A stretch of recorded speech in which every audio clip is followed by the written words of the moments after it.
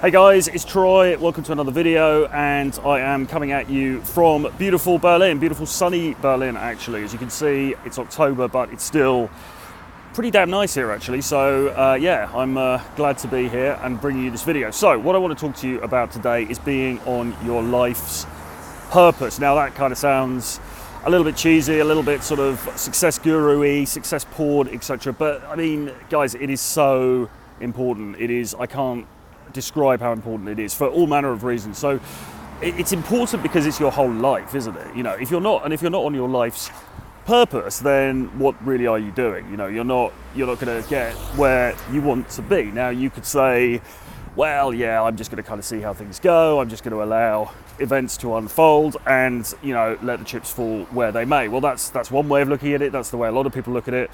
But if you do that, then there is a good chance that you're going to end up at 65 or 72, sitting there, not having achieved the things that you really wanted to achieve, and you'll think, oh shit, if only I've just done X, Y, and Z at the correct time. And the only way that you're going to do those things at the correct time is by being on your purpose, by being aware of your purpose and being on it. Now, the other thing about this is, when you actually are on your purpose, when you actually are doing the thing that you really want to do, and you've dedicated yourself, you've focused on that 100%, then that draws people to you. And this counts for, you know, I mean, in dating, because people, when you go into the dating arena, right, people can sense if you are on your purpose or not. And I know this myself, because when I was working corporate, you know, I clearly wasn't on my purpose. I mean, that's not to say that I wasn't earning a good income. It's not to say that there weren't elements of the work that I was doing that were satisfying, because there were,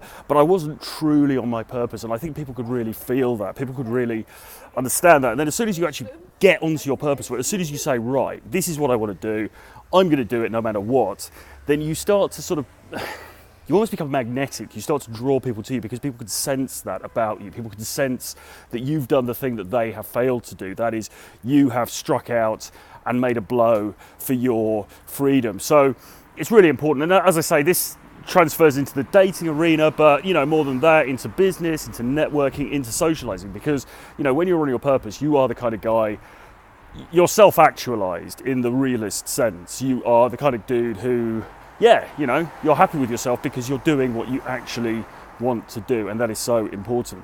So how do you get there? Well, I'm afraid to say that there is no substitute for doing the deep work. You really need to do deep work on yourself to get to that point where you understand precisely what your purpose is, unless it's clear to you already. I mean, it might have been that you've been playing the cello since you were 3 years old. Okay, fine. So you know that your purpose is playing the cello. So, you know, you just have to find a way to make that, you know, the main thing that you do. And this is really what it comes down to, I think. So say for me, you know, writing has always been my purpose. So therefore, you know, what does that mean in terms of my life? Well, I had to find a way to engineer it so that writing could be the thing that I did most of the time. And that is now the case. Now, obviously I do other stuff, you know, I make videos like this, I do some podcasting and, you know, some live streaming and stuff like that.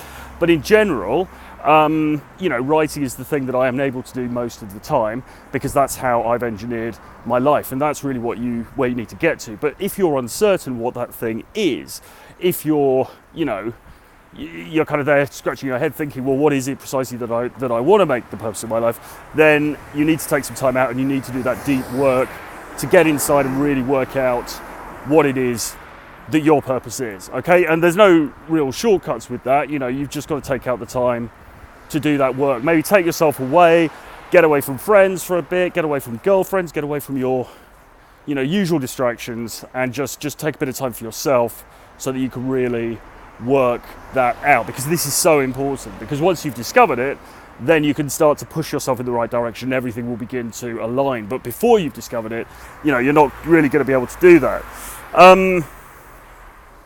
And this is the other thing, right? You have to recognize that forces out there are going to try and throw you off the course. And this is almost a bit like, you know, I've been reading a lot about the hero's journey recently. So I read The Writer's Journey by Vogler, which is a really great book for writers if you're you know, in the market for that. I mean, I've read a lot of books about story structure in my time, as well as the sort of the archetype of the hero, which comes from Jung and from Hero with a Thousand Faces by Campbell before that, and from Greek mythology before that, etc., etc. But here's the thing, right? The hero in any story always has forces of antagonism which are working against him, which are trying to prevent him from doing the thing that he has to do. So whether that's, recovering a great treasure, or getting married to, the woman of his dreams, or creating a great work of art, or a great scientific discovery, or winning a battle, or whatever it is, there will always be forces that will try to throw him off course. Some of these will be evil and antagonistic, and others will be benign and even friendly. Friendly, even loving forces can throw you off from the course of action that you should be on. So think about your family. They might say, okay, we love you so much, we really love you, son, we really love you, brother, but you're working too hard. You shouldn't be staying up at night doing that stuff. You should be taking up more time for yourself. What about your leisure time? What about your time for relaxation and stuff like that? And you have to have the strength to say, well, no, because I recognize that is actually just throwing me off my course. That's actually not the advice that I need to be listening to at the moment. I need to be working very hard on this thing, because this is my purpose and this is what's important. And as I say, in doing that, it's going to align you with your core. People are going to sense that. It's going to have a great knock-on effect in terms of your, just crossing the road here, in terms of your, getting to where you want to be in life, but also in terms of your social and business life as well. Okay, so I will leave it there for today. Hope you like the video. Do hit the like button below.